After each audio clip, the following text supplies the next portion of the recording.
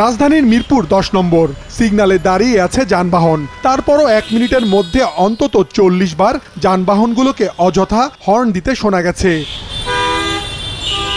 বেশিরভাগ সড়কের পরিস্থিতি অনেকটা একই রকম, এমনকি নীরব এলাকাগুলোতেও চলছে অযথা হর্ন বাজিয়ে শব্দ দূষণ। রাস্তা ফাঁকা কিন্তু আসলে অযথা হর্ন দেওয়া হচ্ছে। রাস্তাঘাটে বাইরে মনে হয় যে কানের মাঝে যে কি ভূমিকম্প আরম্ভ হয়েছে, বাসায় গিয়ে ঘুমাইলে মনে হয় যে গাড়ির হর্ন শোনা যাচ্ছে। শব্দ দূষণের কারণে বাড়ছে কানে কম শোনা, মানসিক ট্রমা সহ বিভিন্ন রোগে আক্রান্তের সংখ্যা। বর্তমানে প্রতিদিন 1000-এর বেশি রোগী আসছেন শুধু জাতীয় নাক কান ও গলা ইনস্টিটিউটে। কয়েক মাস আগেও এই সংখ্যা ছিল 500-রও কম। ক্রমবর্ধমান ট্রেন্ড, কারণ আপনি দেখতে পাচ্ছেন যে আমাদের নাক কান গলা ইনস্টিটিউটে প্রতিদিন প্রায় 1000 রোগী বিভিন্ন নাকের সমস্যা নিয়ে আসে। মূল যে স্বাস্থ্যের এফেক্টটা তারা হচ্ছে হিয়ারিং লস, তার পাশাপাশি অন্যান্য শরীরের অর্গানের উপরে কিন্তু মারাত্মক এফেক্ট করছে, যেমন কনসেন্ট্রেশনের অভাব, নিদ্রাহীনতা কারণে কিন্তু আমাদের মানসিক এবং শারীরিক ক্ষতি হচ্ছে।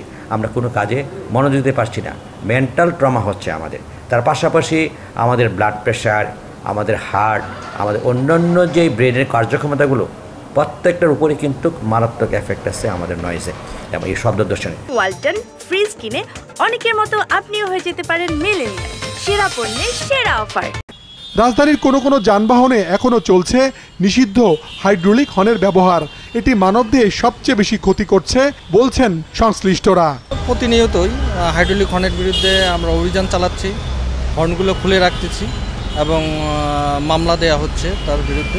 কখন হর্ন বাজাবো, কতক্ষণ বাজাবো এবং কোন হর্ন ব্যবহার করব, প্রত্যেকটা ব্যবহারে কিন্তু নীতিমালা আছে, সরকার আইন আছে। কিন্তু সমস্যা হচ্ছে যে আমরা নীতিমালা সম্বন্ধে অনেক কিছু জানি না, অর্থাৎ জানলেও তার প্রতি উদাসীন। শব্দ দূষণ বিধিমালা অনুযায়ী দিনের বেলা রাজধানীতে শব্দের সহনীয় মাত্রা থাকার কথা 60 ডেসিবেলের মধ্যে। বিভিন্ন প্রতিষ্ঠানের জরিপে রাজধানীতে এই মাত্রা 100 ডেসিবেল পর্যন্ত পাওয়া গেছে।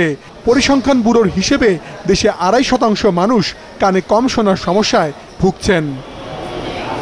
মাশরুক রাহাত, মাছরাঙা সংবাদ, ঢাকা।